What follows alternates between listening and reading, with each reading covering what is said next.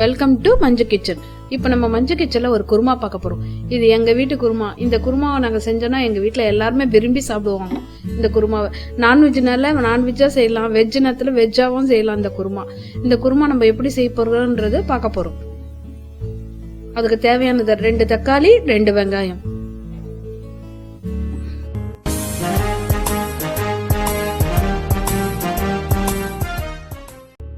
இப்ப பாருங்க, ஒரு 2 ஸ்பூன் ஆயில் ஊத்திட்டு அதுல சோம்பு நல்லா பொரிய வைங்க. பட்டை, லவங்கம், ஏலக்காய் எல்லாமே போட போறோம். இப்ப நம்ம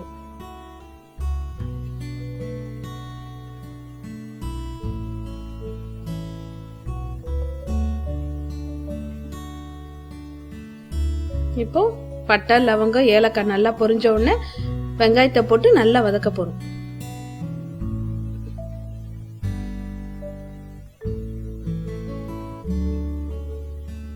கருவேப்பிலை கொஞ்சம் போட்டுங்க.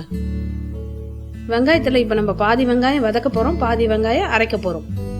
அப்பதான் குருமா நல்லா திக்னஸ் வரும்.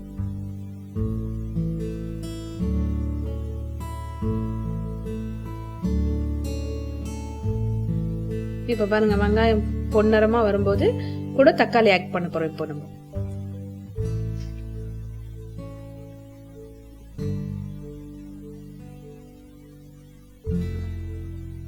இப்ப தக்காளியில நம்ம என்ன செய்ய போறோம், கொஞ்சம் தக்காளி எடுத்து அரைக்கிறதுக்கு வச்சுட்டு மீதியத்தை நம்ம வதக்க போறோம்.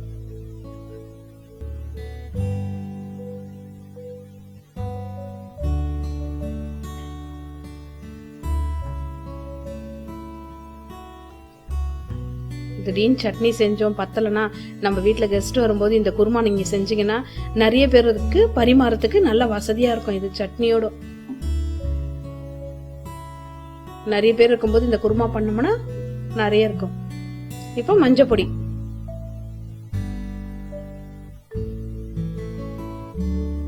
கொஞ்சமா மிளகாய் பொடி இப்போ போடணும். ஏன்னா நம்ம பச்சை மிளகாவும் போட்டு அரைக்க போறோம். அதனால கொஞ்சமா மிளகாய் பொடி போட்டு கல்லுப்பு யூஸ் பண்ணுங்க. கல்லுப்பு யூஸ் பண்ணா நல்லது. இப்ப நம்ம எல்லாத்தையும் நல்லா வதக்கிட்டு இப்ப கொஞ்சம் தண்ணி ஊத்தி இதை நம்ம வேக வைக்க போறோம். கொஞ்சமா தண்ணி ஊத்தி இதை வேக வைங்க.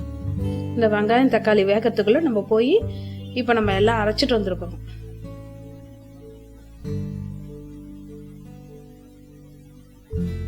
இப்போ ஒரு மூடி போட்டு இது நல்லா வேகட்டும். இப்ப பாருங்க, தேங்காய் நான் 1 முடி தேங்காய் வச்சிருக்கேன். பச்சை மிளகாய் நல்லா ஒரு 10 பச்சை மிளகாய் வைக்கணும். ஏன்னா இந்த தேங்காய்க்கு உங்களுக்கு அந்த காரம் உரைக்காது. பச்சை மிளகாய் நிறைய வச்சாதான் காரமா இருக்கும். 4 பாதம், 4 முந்திரி. அந்த வெங்காயத்திலேயே கொஞ்சம் எடுத்து வச்சுட்டேன் பாருங்க. கொஞ்சம் தக்காளி எடுத்து வச்சிருக்கேன். 1 ஸ்பூன் கசகசா. இப்ப இந்த கசகசாவை நல்லா கொதிக்கிற பால்ல போட்டு கொஞ்ச நேரம் இந்த கசகசா அப்படியே இருக்கட்டும். இப்ப இந்த கசகசா அப்பதான் நமக்கு நல்லா மசிஞ்சு வரும். அந்த கசகசா ஊறட்டும். இப்ப பாருங்க, தேங்காய், பச்சை மிளகாய், வெங்காயம், தக்காளி எல்லாம் போட்டு இப்ப நம்ம அரைக்க போறோம். இது கூட இஞ்சி பூண்டு போட போறோம். பச்சை மிளகாய் இவ்வளவு போடுறோன்னு பாக்காதீங்க, காரமே உரைக்காது. அந்த தேங்காய்னால எவ்வளவு காரம் இருந்தாலும் நம்மளுக்கு எடுத்துக்கும்.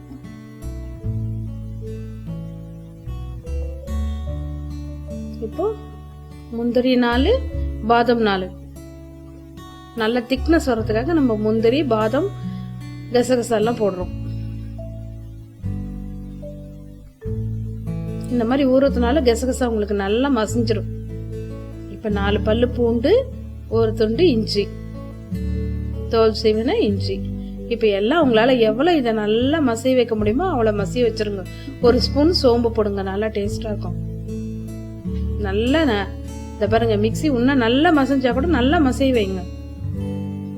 இத பாருங்க, வெங்காயம் தக்காளி தண்ணி எல்லாம் இதுவாகி நல்லா வெந்துச்சு. இப்போ இந்த எண்ணெயிலேயே ஒரு பரட்டு பரட்டிட்டு மிக்ஸியை நல்லா கழுவி அந்த தண்ணி எடுத்து இதுல ஊத்திடுங்க. இப்போ உங்களுக்கு எந்த அளவுக்கு வேணுமோ அந்த அளவுக்கு தண்ணி ஊத்திக்கலாம்.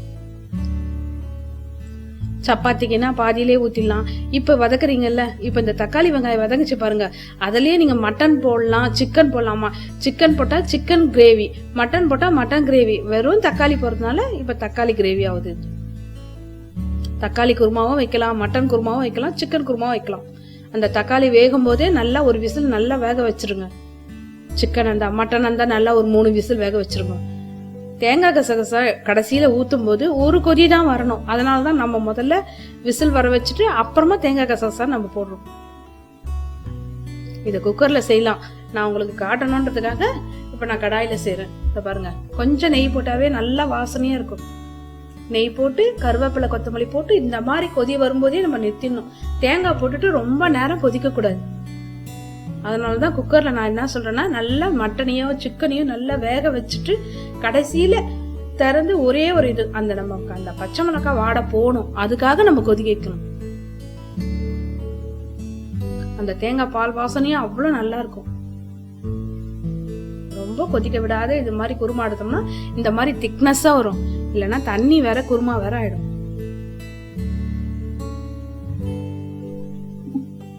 சூப்பரான குருமா அதை ரெடி ஆயிடுச்சு பாருங்க. நம்ம ஒரு முடி தேங்காய் போட்டோம், இவ்வளவு குருமா நமக்கு வருது. நம்ம வீட்டுல கெஸ்ட் வந்தா கூட இந்த குருமா இஷ்டமா சாப்பிடும். இதை இட்லியில போட்டு நல்லா தோச்சு சாப்பிடுங்க, அவ்வளவு சூப்பரா இருக்கும் இந்த குருமா. தேங்க்யூ.